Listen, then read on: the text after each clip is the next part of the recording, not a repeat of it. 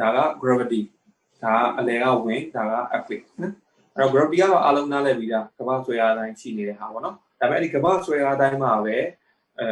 ပြိုနေတဲ့ဟာတွေလည်းအကိုစီမှာအများကြီးပဲနော်ဆိုတာငလင်မလောက်ဘူးပုံတိုင်းမတိုက်ဘူးနော်အခုဒီအကိုရဲ့တောင်ကြီးကွန်ပျူတာတက်ကြလို့ဒါဆိုလည်းပြိုသွားခဲ့တယ်ပေါ့နော်2020တော့ဒါခုတော့ပြန်ပြီးတော့တုံးနေပြီနောက်မြောင်မြစားလို့ဒါမျိုးဒါဆိုလည်းဟိုငလင်မလောက်ဘူးပြိုသွားတာပဲနော်အများကြီးပါမနေ့က2020မှာဆိုလည်း warehouse တွေပြိုတယ်နောက်တူနာပြုနော်အဆောင်ပြိုတယ်ဒီနေ့တော့မကြားရသေးဘူးဘာမှမကြားမှာတစ်နေ့တစ်ခေါက်တော့ကြားလို့ရှိတယ်မပူနဲ့ပေါ့နော်အဲ့တော့ဝဲလေးအခုတွေလာတော့ပုံစိုးတယ်ပေါ့နော်ဖြစ်မှာပေါ့မြင်နေပြင်ကြမယ်ဖြစ်နေအခုပုံလေးစုထားတော့ရှိတယ်ဒါပေမဲ့အဲ့ဒီအခုပြန်ထားမိတယ်မသိလို့ဝင်းပေါ့နော်ဝင်းဆိုလည်းအကြီးမဟုတ်ဆိုလာနာကစ်လောက်ကြီးမဟုတ်နာကစ်တော့ပုံလေးဟိုမှတ်တမ်းနေအဲ့တော့ဒီကတိုင်းပဲနိုင်ငံရလဲရစီပိန်နာပဲခေဆိုတော့နော်ပုံလေးအများကြီးရှိပေါ့လေ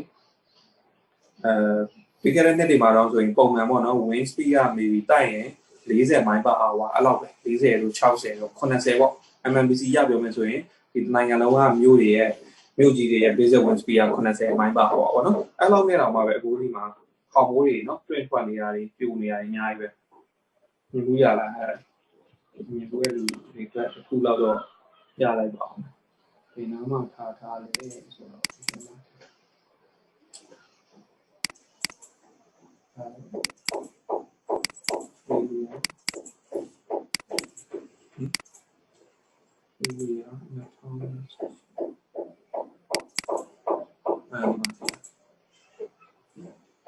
ဒီလိုက်ပါနော်အပုံမှန်စောစောပြောလို့ wind speed က maybe တိုက်လာလို့ရှိရင်80ပဲပေါ့နော်အထက်ကိုမကျော်အမှလည်းခေါမိုးတွေပြီးလို့အစုံလိုက်ကြီးပေါ့နော်ဖြတ်ထွက်ပြီးတော့ပါသွားတယ်အဲ့တော့ပြောချင်တာကပုံမှန် gravity မှာတော့ကျန်တဲ့အဆောက်အဦတွေကြီးဘာမှမဖြစ်ဘူးပေါ့နော်ဒါပေမဲ့အဲ့လို lateral line တော့ပုံဖြစ်ကိုပြန်มาသိချတယ်ဝင်းဖြစ်ဖြစ်အခုဖြစ်ဖြစ်အဲ့တော့ကိုတို့ဒီgravity ခုလည်းရင်းနှီးထားလို့မရဘူးเนาะ wind and earthquake လည်းရင်းနှီးဖို့လိုတယ်အဲ့တော့ wind and earthquake မှာ wind and earthquake တော့ lateral ပဲ lateral မှာပါဆိုတော့ပြောတယ် swine နဲ့ lateral မှာပါတယ် swine က retaining wall တွေเนาะ ပိုင်းနေဆိုရင်ဘေးကတွန်းနေပေါ့ရေလည်းတူတူပဲဟုတ်ပြီ wind and earthquake ပဲပြော wind and earthquake က lateral ချင်းတူတယ်ဒါပေမဲ့ဘာကွာလဲအဲ့လေဆွေးနွေးပါအကိုကြီးပြောတာမဟုတ်ပဲနဲ့เนาะဒီဆွေးနွေးကြအောင် wind and earthquake ကဘာကွာလဲဝင်းကကြတော့တစ်ဖက်သေးပဲတိုက်ပါလားဆရာဟိုအကွက်ကျတော့ရမ်းခါလိုက်တယ်လို့မျိုးဖြစ်တယ်ကန်ခါတိုက်တယ်နော်အဲ့လေဟုတ်ပါ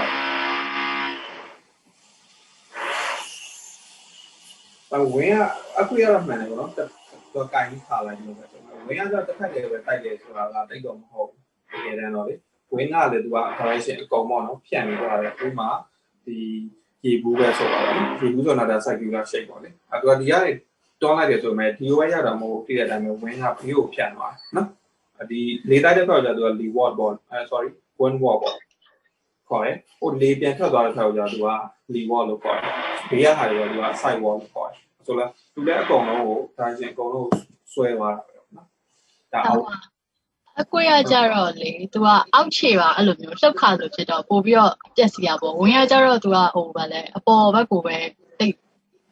အားပြုတ်ပြီးတော့လှုပ်သလိုဖြစ်နေမှာကလည်းဟုတ်ပါမှန်တယ်တော့မှန်ပါဟုတ်ပြီအဓိကကွာချက်လေးပြောမယ်ဆိုရင်တော့နော်ဒါတော့ကို comment ဆက်နဲ့ဖြေတာပေါ့နော် technical ဆက်ဆက်ပြောမယ်ဆိုတော့ wind ကသူက direct force လို့ခေါ်တယ်သူကဒီအဆောက်အဦတကယ်ကိုဓာတ်ရိုက်ပေါ့နော်လာတွန်းတာညနေပြန်လာတွန်းတာအဲကြောင့် wind ဆိုရင်ကတကယ်လာတွန်းတယ်လို့ခေါ်တယ်အခုရကြတော့သူကလာတွန်းတာမဟုတ်ဘူးနော်အခုရကြတော့သူကအောက်ကနေပြီးတော့ခါလိုက်တယ်ဆိုတော့အဆောက်အဦခါတယ်မဟုတ်တကယ်ပြောမြေကြီးကိုခါလိုက်တယ်မြေကြီးကိုခါလိုက်တဲ့အချိန်မှာအဆောက်အဦက inertia အရာပေါ့နော် inertia အတိုင်းတော့ inertia အရာပေါ့ရက်နေတဲ့အရာတွေပဲဖြစ်တယ်ဆက်ပဲရက်နေချက်နေနော်ရွေ့တဲ့ကောင်ရွေ့ချင်တယ်ဆိုတော့ပြောပေါ့အဲ့တော့ဒါ bus car ပေါ်မှာမတက်ရက်နေတဲ့လူတယောက်လိုပဲပေါ့နော်ပုံမှန်အပြင်အကိုရက်နေတဲ့ bus car ပေါ်မှာဒါပေမဲ့ bus car မှတ်တိုင်ရောက်ပြီးတော့ပြန်ထွက်ပြီးနော်ထွက်လိုက်ပြီးတော့လူတွေပါဖြစ်သွားတယ်ခါပြတ်သွားတယ်နော်အဲ့တော့ခါတဲ့အချိန်မှာစက်ညက်ဘက်ကိုခါတာများတယ်ဆိုတော့ bus ကအရှိကိုထွက်ပြီးဆိုရင်လူတွေကဘယ်ကိုငိမ့်လဲအနောက်ကိုငိမ့်သွားတယ်အဲ့တော့သူက indirect force ပေါ့အကွေရကြတယ်အဓိကအဲ့လိုပွားတယ် wind ဒီ direct force ဝင်ရတကယ်ကိုတိုက်ရိုက်ကြီး force ပေးတာအခုကကြောင့် indirect force သူက inertia ပေးတယ်ပြောင်းမြန်ပေါ့ပြောင်းမြန်ပေါ့အဲ့နှစ်ခုလုံးသူကလည်းသူခတ်ပါတယ်ပြီးတော့ damage ဖြစ်တာလည်းနှစ်ခုလုံးကသူကလည်းသူများပါတယ်နော်နေရာဒေသနဲ့ဟိုပါပေါ့မူတည်တာပေါ့နော်စောစောကပုံဆိုရင်တော့ဒါဟိုဟာနေပြီးတော့လုပ်ထင်တယ်အကောင်နော်တပုံစိတ်ထားတာသိချာမလို့နေဒါပေမဲ့နေပြီးတော့လို့တော့တွေ့ကြတယ်လို့ပဲအဲ့တော့နေပြီးတော့ပြင်မနာဆိုတော့သိချာတယ်ပေါ့နော်ဝင်းတက်ဆိုင်မှာပြင်ပါတယ်ဝင်းနဲ့အခုဆိုပဲအားပို့ပြီးတော့ control ဖြစ်နိုင်တယ်ဆရာသိမကြတော့ဘူးဟောပြင်မနာလို့နေပြီးတော့လို့ဆိုရင်လို့ဝင်းနဲ့အခုဆိုပဲအား control ဖို့ဖြစ်နိုင်တယ်ကြားလားအကွေ control ဖြစ်နိုင်တယ်ဆရာ။ဟုတ်ပါနော်။ဒီမှာ manly ဆိုရင်တော့ဒီလိုပဲပေါ့နော်။ active control ပေါ့။အဲ့လိုတွေတော့ရှိတယ်။ဒါပေမဲ့တိုးတော်လည်းတွေ့ရမှာဒီမှာတေချာမလုပ်ထားဘူးဆိုရင်ဒါဝင်းက control ဖြစ်သွားလို့ပြောအောင်ပါပေါ့နော်။ဒီမှာခေါင်းပိုးတစ်ခုလုံးကျွတ်သွားတယ်နော်။အဲ့တော့ steel structure တွေဆိုတော့အခုတော့ဝင်းကိုပေါ်လို့မရအောင်။အောင်လို့တော့ steel structure weight ပေါ်လို့နော်။ဒါခေါင်းမိုးက steel ပဲလေနော်။အဲ့တော့ဒီတိုက်တဲ့အချိန်မှာအောက်က RC ကတော့ဘာမှမဖြစ်ဘူး။ stability ရနေတော့မယ်။ stable ဖြစ်နေတော့မယ်။ဒါပေမဲ့အပေါ်က lightweight ဖြစ်တဲ့ roofing ကဇုံလိုက်ပြီးပြတ်သွားပါတယ်။အဲ့ဒီမှာပဲမဟုတ်အကိုဓာတ်ပုံလေးစိတ်ထားတာတွေနော်။ပြရင်ချိန်ကုန်မှာမလို့အကိုတို့ညောင်ရွှေဘက်မှာလည်းအဲ့မျိုးကြုံတယ်တနေ့တစ်ခေါက်တော့ပြီးတော့မော်လမြိုင်မှာလည်းကြုံတယ်မိုးရင်းဆိုရင်ကြုံရပြီသိတယ်ကြည့်လိုက်နော်။ Okay အဲ့တော့အဓိကတော့အကိုတို့ဟို gravity မှာပဲဖြစ်ဖြစ်ဝဲမှာပဲဖြစ်ဖြစ်အကွေ့မှာဖြစ်ဖြစ်အကိုရဲ့ structure လေးနော် stability ရနေလို့လို့Okay အဲ့တော့ဝင်နေအကွေတော့နောက်မှဆက်ဆွေးနွေးတော့ဆရာစာကိုပြန်လာလိုက်မယ်အဲ့တော့ gravity low patch ကိုနားလည်ဖို့လိုတယ် lateral low patch ကိုနားလည်ဖို့လိုတယ်နော် gravity low patch ကတော့တော်များနားလည်ပြီးတော့နော် the low patch is the triad that low transfer from point of application အဲ့တော့ဟိုဒီရောပုံကြည့်လိုက်ရင်ဒီပါအချင်းသူရဲ့ step by step ကိုကြည့်နံပါတ်1 gravity load ဒီ slab ပေါ်မှာစရောက်တယ်ပေါ့နော်ဒါကဟို steel ဖြစ်ဖြစ် RC ဖြစ်တစ်ထက်ချင်းသွားတာပေါ့နော် footing လောက်လိုက်ရင် footing ကစတာပေါ့တကယ်တမ်းဆိုရင်နော် footing ရဲ့ weight ဒါ footing ရဲ့ weight ကဒါ construction နဲ့ပြောရင် footing ရဲ့ weight ကစတင်လိုက်တာဆိုရင် footing weight တင်ပြီးတော့ပြန်လဲcolumn ရဲ့ weight တင် column weight တင်ပြီးတော့လို့ရှိရင် pin ရဲ့ weight တွေလာတယ် pin ရဲ့ weight တွေပြီးတော့ဒီ slide ရဲ့ weight လာတယ်ဒါမျိုးပေါ့နော်ဒါ construction sequence ဆိုရင်ဒါပေမဲ့အခုတို့ design လုပ်တဲ့ဆိုရင်တော့အဆောက်ကိုပြီးသားအနေနဲ့ design လုပ်တာလက်ရှိအခုလူတွေအားလုံးနေကြတဲ့အဆောက်တွေကပြီးသားဥမာအခုဒီမှာထိုင်နေတဲ့အဆောက်ကိုပြီးသားအဲဆိုအခုရဲ့ weight ဒီပဲပေါ်ရောက်တယ်ဆက်လက်ပေါ်စားရောက်တယ်ပေါ့နော်အကိုရဲ့ weight ကတော့တော့ထိုင်ကောင်ပေါ်ရောက်တယ်ပေါ့နော်ထိုင်ကောင်ကနေပြီးတော့ဆက်လက်ပေါ်ရောက်တယ် floor ပေါ်ရောက်တယ်ဒီကောင်ကတော့ဒါမျိုးနဲ့ပြောတာနံပါတ်1 very low ကိုဆက်လက်ပေါ်တင်လိုက်တယ်ဆက်လက်ကနေပြီးတော့ဘယ်လိုသွားမလဲဒါတွေကဘာလို့ခေါ်လဲဘင်းလို့တော့ဘေးဝင်သွားမယ်နော်အဲ့တော့ဘေးနဲ့ခါတာကို study structure မှာခွဲပြီးခေါ်အောင်နော်ဘေးနဲ့ခါတာကိုခွဲခေါ်အောင်ဟိုဟာ main bin နဲ့ secondary bin လို့ RC မှာအတွေ့ခေါ်တယ်ပေါ့နော်အဲ့တော့ steel မှာကျတော့ခါတာနဲ့ bin နဲ့ကိုခွဲခေါ်ရတယ်အလွယ်ပြောတော့ခါတာက main bin secondary bin ကတော့ bin ပေါ့ bin လို့ပဲခေါ်တယ် okay ဟုတ်ပြီအဲ့တော့ခါတာနဲ့ bin ကိုဘယ်လိုခွဲလဲသူသိတယ်ပြောပါ secondary bin လာဆက်ထားတဲ့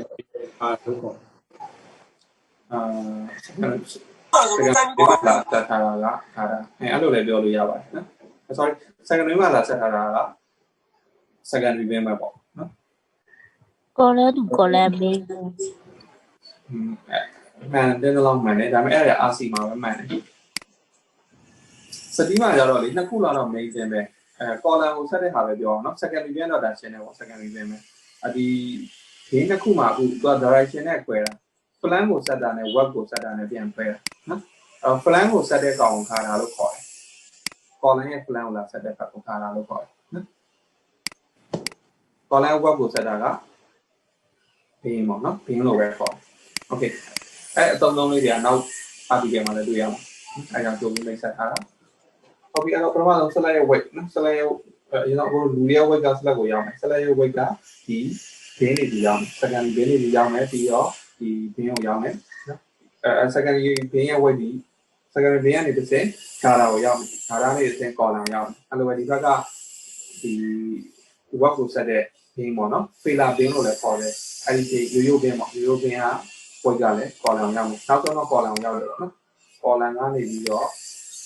နော် lowest transfer from data to column နေပြီးတော့နောက်ဆုံး ဟောရောက်တယ်ပေါ့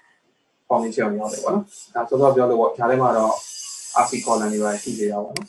အဲဒီမှာ swine ရောက်တယ်ဒါတော့ very low back ဒါရုံးချက်မှာနော်အဲဒီမှာ highlight လုပ်ထားမှာဒါလေးပဲကိုယ်လည်းဒီမှာ highlight လုပ်ပြရတယ်gravity လောက်မှာပြိုရတာက steel structure တွေမှာ inadequate connection မလုံလောက်လို့ပြိုတာများတယ် member site ထက်ဆိုင် member site က failure ဖြစ်တာမျိုးကmember ကမလုံလောက်ရင်ပေါ့နော်ဆိုလိုတာဒီ350 mm တောင်းရမယ်ဘေးနေရာမှာ300 mm တောင်းလိုက်ရင်50ပေါ့နှစ်လက်မလျော်သွားတယ်ဆိုရင်သူက failure ဖြစ်မယ်ဆိုတော့အဲ့ဒီတနေရာလောက်ကပဲစဖြစ်တယ်အဲဒါပေမဲ့ connection မလုံလောက်ဘူးဆိုရင်သူကနော် collapse ပေါ့ collapse ဆိုတဲ့အဓိပ္ပာယ်အကုန်လုံးပြိုသွားတယ်အဲ့ဒါလေးကဒီနောက်ပိုင်းတော့ဟိုဟာတိတ်မတွေ့ရဘူး2018တော့မှာလဲဆိုတော့ COLLEPSE collapse ဟာခေါ်တယ် Indonesia Indonesia Stock Exchange collapse ဒီရလေးဒီရလူလည်းတီးလိုက်လဲနော်ဒီရလူဆိုရင်ဒီရလေး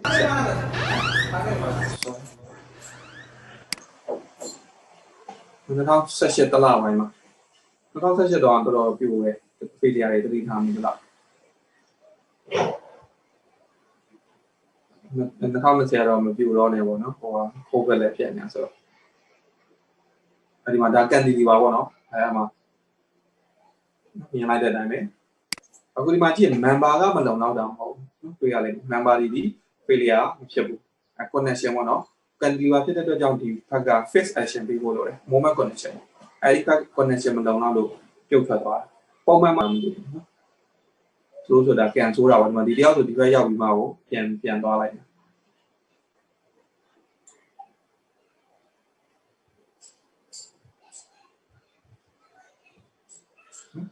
တော့ကို speed design လုပ်တဲ့အချိန်မှာတိဆောက်ရေးလုပ်တဲ့လူလည်းတူတူပဲเนาะ connection တွေ